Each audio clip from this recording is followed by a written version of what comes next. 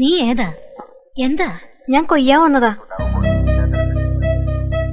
ചിണ്ടന് നല്ല പനിയാ, അതുകൊണ്ട് ഉമ്മിണിയമ്മച്ചി പറഞ്ഞിട്ടാ ഞാൻ വന്നേ. സമയം കിടയാതെ പിന്നാമ്പുറത്തേക്ക് വരാൻ പറയൂ സരോജിനിയമ്മേ. ഇതാ വന്നു.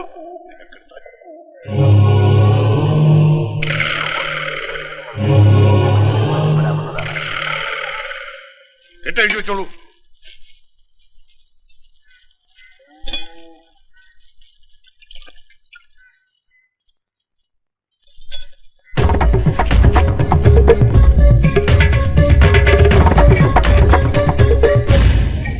എന്താ നിന്റെ പേര്? ഭദ്ര.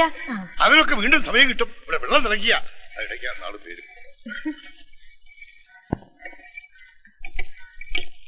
ബാക്കി ഇവിടെ ഇങ്ങോട്ടൊന്ന് വെക്കൂ. ഓ,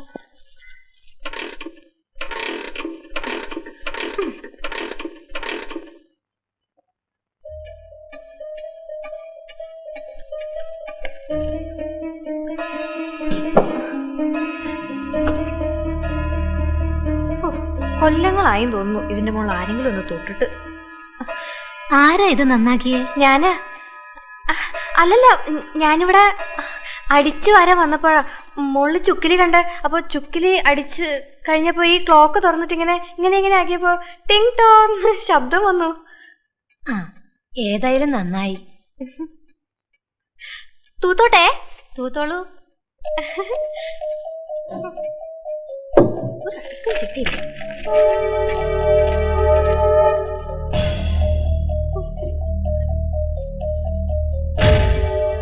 അല്ല, അമ്മ തൂക്കാൻ പറഞ്ഞപ്പോ ഞാൻ അടുക്കി വെക്കാൻ വന്നപ്പോഴേ ഈ കുപ്പിയിൽ സിഗരറ്റ് കുറ്റി.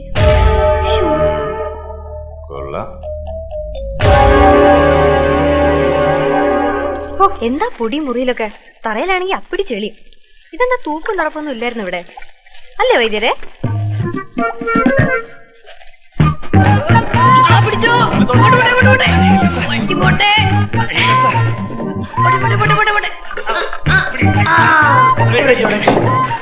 ശരി ശരി മതി.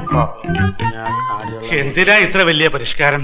അതെ, ഈ വടക്കോട്ട് തലവെച്ചുള്ള കിടപ്പേ അത്ര നല്ലതല്ല, കിടക്കാൻ നല്ലത്. അതുകൊണ്ടാണോ മുതലാളിക്ക് അസുഖവും മറ്റും? ആ, ഇനി എല്ലാം മാറും. നോക്കിക്കോ.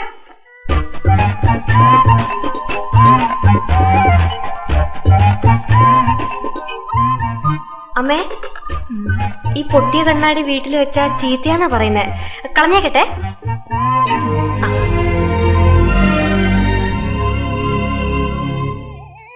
ഒരു സാധനം ഇവിടെ വെച്ചാ കാണത്തില്ല. എന്റെ കണ്ണട എന്ത് ചെയ്യേ?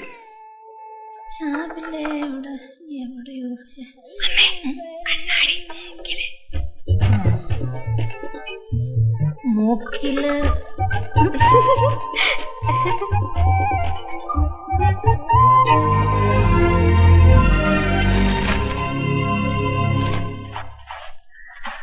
അമ്മേ, ഇങ്ങ് തന്നേക്കൂ, ഞാൻ ചെയ്യാം.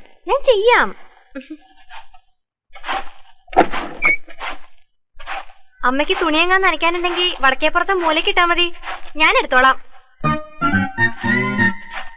എല്ലാ ചേരുവകളും കണക്കനുസരിച്ച് വൃത്തിയായിട്ട് ചേർന്നിട്ടുണ്ട്. നിറം കണ്ടില്ലേ? സ്വാദും കൊള്ളാം. ഞാനൊരു കാര്യം പറഞ്ഞോട്ടെ, മുഴുവൻ കേൾക്കുന്നതിന് മുമ്പ് തീരുമാനം എടുക്കരുത്. എനിക്കും വയസ്സും പ്രായമായി. ഞാനിവിടെ കിടപ്പായ വളച്ചൊടിച്ച് കാര്യത്തിലേക്ക് വരണമെന്നില്ല. ആ പെണ്ണ് ഇവിടെ നിൽക്കട്ടെ, നിനക്കൊരു സഹായമാകും. ചിലപ്പോ ശരിക്കും മനുഷ്യനാകും നിങ്ങള്. ഞാനായിട്ട് എന്തിനാ പറയുന്നെന്ന് കരുതിയ? ഐശ്വര്യമുള്ളവളാ, നല്ല വൃത്തിയും വെടിപ്പും. ശരിയാ. പിന്നെ ഞങ്ങളുടെ വൈദ്യശാസ്ത്രപരമായ ചികിത്സാവിധി ചുഴിഞ്ഞു നോക്കിയാൽ കന്യകയായ ഇളം മനസ്സുള്ള പെൺകുട്ടി ഒരു രോഗിയായ വയസ്സനെ ചുറ്റിപ്പറ്റി നടന്നാൽ പ്രയോഗിക്കുന്ന മരുന്നിന് വീര്യം കൂടും എന്നല്ലേ? എന്താ ഇത്? ഞാൻ മനസ്സിൽ കണ്ടപ്പോ വരത്തി കണ്ടിരിക്കുന്നു. പക്ഷെ ഒരു കാര്യം. എന്താ? ചുമ്മാ ചുറ്റിപ്പറ്റി നടന്നിട്ട് കാര്യമില്ല. തിരുമലും കുളിയും ദേവാരും ഒക്കെ അവള് തന്നെ നടത്തണം. ആ പയ്യെ തിന്നാൽ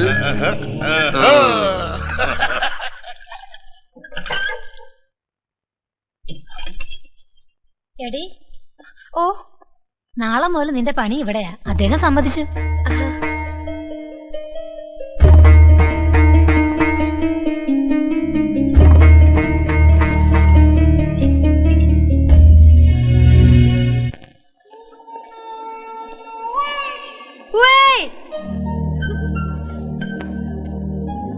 തേടിയ വള്ളി കാലിച്ചുറ്റി.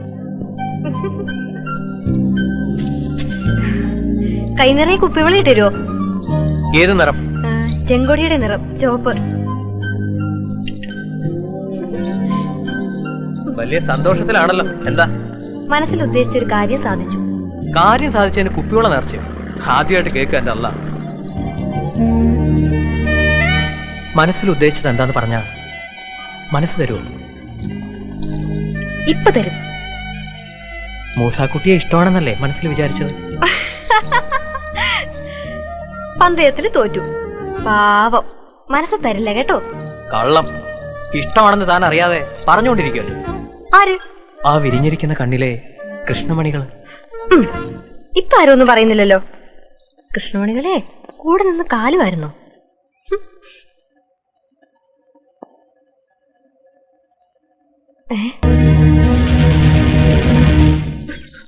നല്ല കണി. ഇതെന്താ ഇറച്ചിക്കത്തിയാ? ഇന്ന് ടൗണിൽ പോയിട്ട് വരുമ്പോ ഇതിന്റെ മൂർച്ച കൂട്ടിക്കൊണ്ടുവരുമോ? ഒറ്റ വെട്ടിന് മുറി രണ്ടാവണം. കാശ് തരാം. അത്രയ്ക്ക് എന്നെ ഇഷ്ടമല്ല. വട്ടൻ. ഞാൻ കേട്ടു പറഞ്ഞത്. എന്ത് കേട്ടൂന്ന്? എന്നെ ഇഷ്ടമാന്ന് പറഞ്ഞത്. കത്തി തിരിച്ചു കൊണ്ടുവരുമ്പോ കാണിച്ചു തരാം. അല്ല,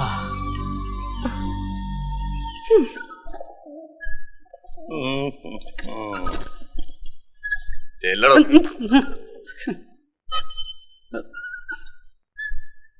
ഒന്ന് വരച്ചേരെ, കാശിന് കുറച്ച് ആവശ്യമുണ്ട്. സർക്കിളേമാന് വേണ്ടിയാ. ദൂർത്തടിക്കാനാ. ജാതകത്തിലെ കാലുള്ളവനല്ലേ, തന്തയും കൊണ്ടേ പോവൂ. അല്ലോ എതിരെ.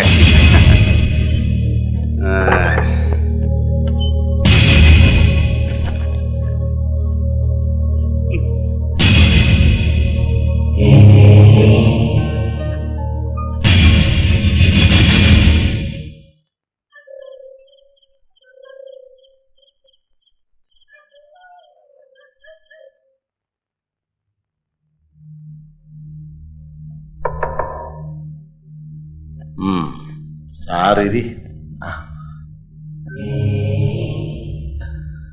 എന്റെ മകൻ ഒരുത്തനെ പട്ടാപ്പകല് വെട്ടിക്കൊന്നു എന്നുള്ള സത്യം.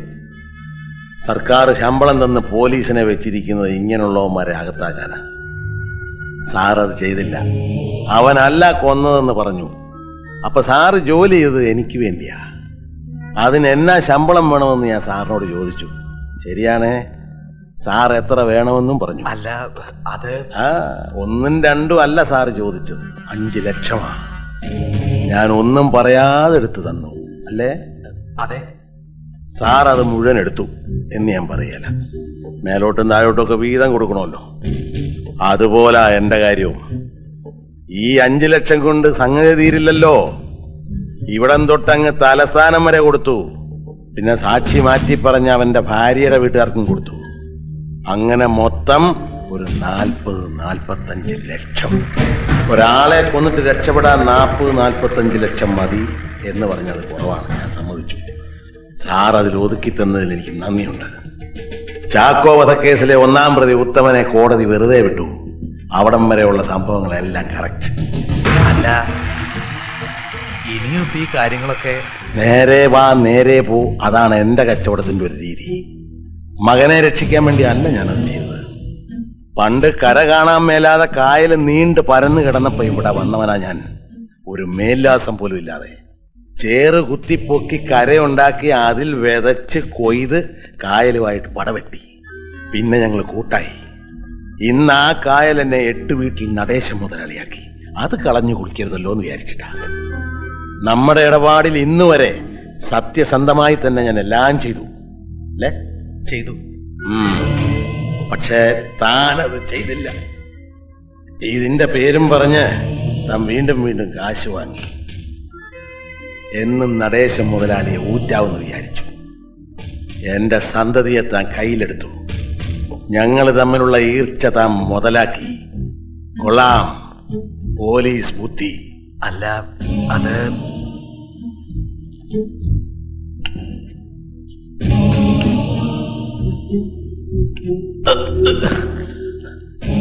തന്റെ കൊണ്ട് സ്വന്തം മോനെ കൊല്ലിച്ച് അടങ്ങൂ താൻ അല്ലേ?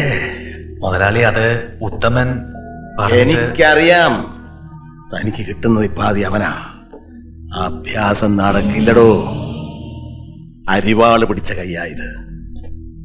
തണ്ടു ഇലയറിയാതെ കതിര് കൊയ്യാൻ മിടുക്കന അരിവാള്. നല്ല മൂർച്ചയാ. താൻ പോലും അറിയാതെ തന്റെ കഴുത്ത് കൊയ്തുകളെ ഞാൻ.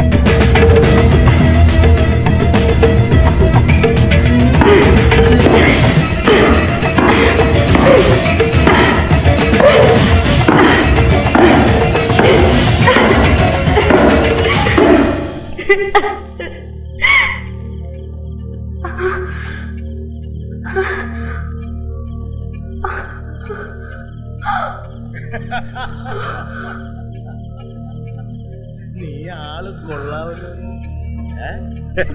ഇവിടെ കണ്ടോ പഴയ കാലത്തൊക്കെ ഓർമ്മ വരുന്നല്ലേ അവറാച്ച?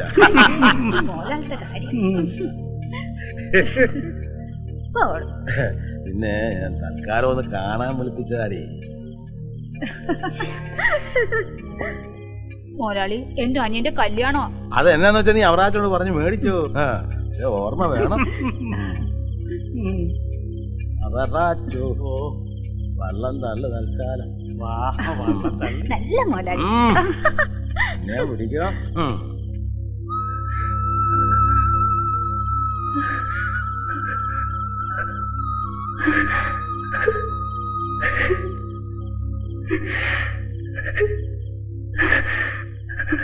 വരാന്ന് പറഞ്ഞിട്ട് ഞാൻ വരാതിരിക്കില്ല. വരാല് വരാലേ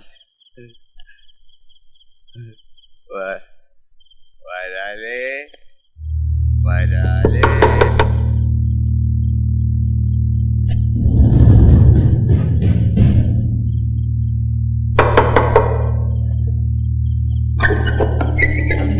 വരാലൂട്ടി, നീ തുറക്കുമെന്ന് എനിക്കറിയാം. എന്താ? വരാലൂട്ടിക്ക് ഒറ്റയ്ക്ക് കിടക്കാൻ പേടിയാ ഇല്ലേ? എനിക്ക് ഭയങ്കര പേടിയാ.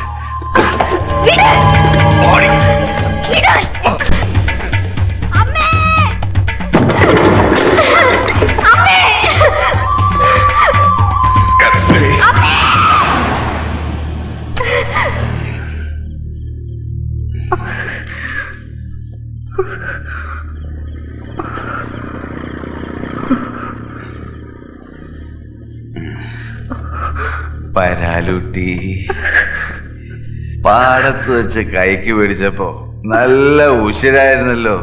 എവിടെയാ ഉശിര്? പിടിക്കേ പിടിക്കേ പിടിക്കേ. നല്ല അനുസരണയുള്ള വരാലൂട്ടി. തണ്ടിക്കൊത്ത് കളിച്ചാലേ രസമുള്ളൂ. പാടി വാ.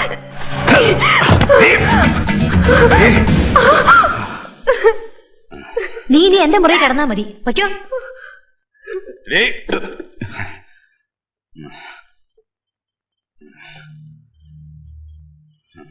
നിന്റെ അച്ഛൻ ഒരുപാട് വൃത്തികേടുകൾ കാട്ടിക്കൂട്ടിയിട്ടുണ്ട്.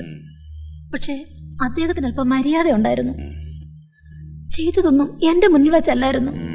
പക്ഷെ നീ അതും ചെയ്തല്ലോടാ. സരോജിനമ്മ പോ